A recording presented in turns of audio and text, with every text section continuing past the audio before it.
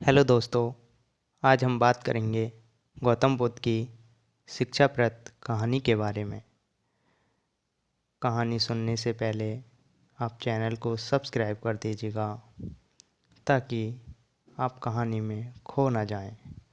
दोस्तों, एक बार गौतम बुद्ध अपने भिक्षुओं के साथ एक वृक्ष के नीचे बैठे विश्राम कर रहे थे। उस वृक्ष की छांव में वृद्ध अपने भिक्षुओं की जिज्ञासा दूर कर रहे थे। बुद्ध के सभी भिक्षु एक एक करके उनसे प्रश्न पूछ रहे थे और गौतम बुद्ध उनके प्रश्नों के उत्तर दे रहे थे। बुद्ध के उन भिक्षुओं में कुछ भिक्षु ऐसे भी थे जो कुछ समय पहले ही संघ से जुड़े हुए थे, जिसके कारण अभी अनेक भीतर वह समझ पैदा नहीं हुई थी जो गौतम बुद्ध के प्रवचनों को समझ सकें।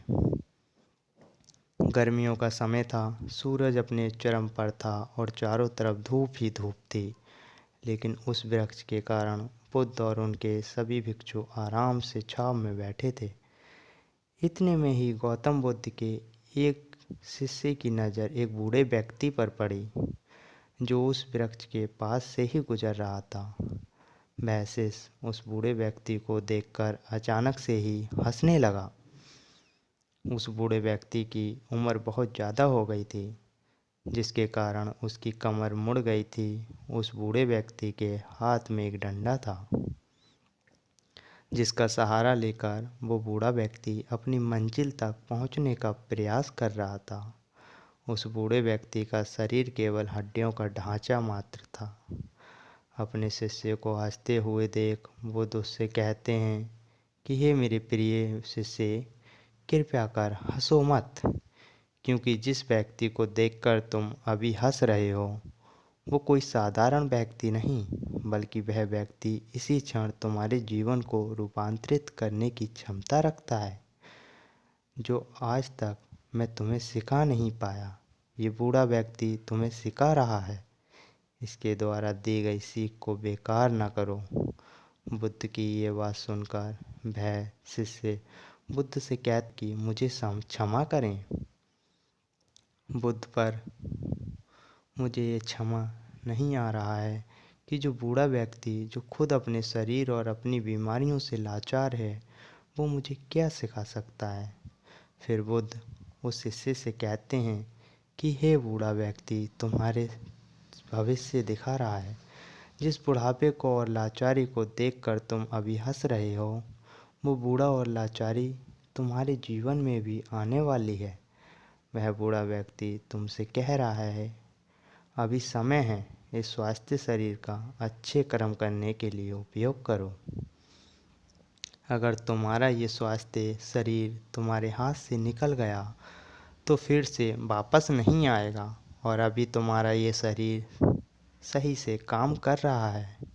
जैसे ही तुम्हारा हाथ और पैर, कान, नाक, ये सभी चीज़ें सही से काम कर रही हैं, क्या ये छोटी बात है? और क्या तुम इसे मामूली सी बात समझ रहे हो? ये घटना कोई साधारण घटना नहीं थी जो अभी तुम्हारे साथ घटी। ये घटना तुम्हारे जीवन को बदलने की क्षमता रखती है। ठीक इसी तरह की घटना ने मेरा जीवन बदला था, और इस तरह की घटना के कारण ही आज बुद्ध हूँ। फिर वह शिष्य बुद्ध से कहता है कि क्षमा करें बुद्ध, परंतु मेरे मन में ये विचार ही नहीं आया कि मैं उस बूढ़े व्यक्ति से कुछ सीख सकता हूँ। उसे देखकर केवल मुझे हंसी आ गई। ऐसा इसलिए हुआ क्योंकि तुम्हें अपने भीतर कहीं ना कहीं लगता कि जिस स्थिति में आज वो बूढ़ा व्यक्ति है, उस स्थिति में तुम कभी नहीं आओगे।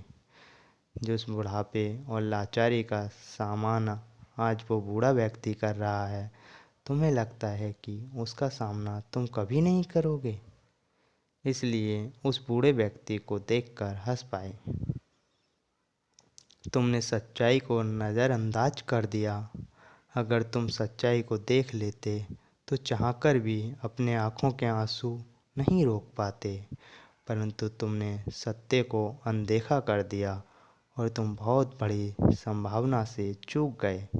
व्यक्ति की ये बात सुन वो शिष्य बुद्ध से क्षमा मांगता है और ये निश्चय करता है कि वह अपने स्वास्थ्य का उपयोग अपने अहंकार को बढ़ाने में नहीं बल्कि परम सत्य को पाने में करेगा।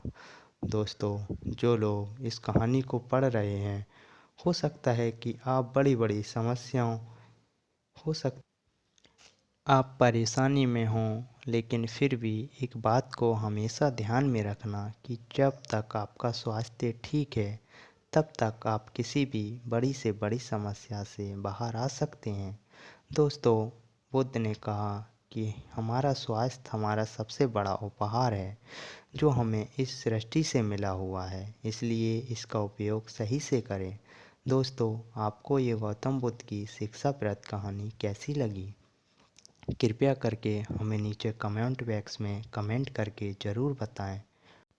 अगर आपको ये कहानी पसंद आई होगी तो अपने दोस्तों के साथ अवश्य शेयर कीजिएगा ताकि और लोगों को भी गौतम बुद्ध की कहानी पढ़ने को मिल सके।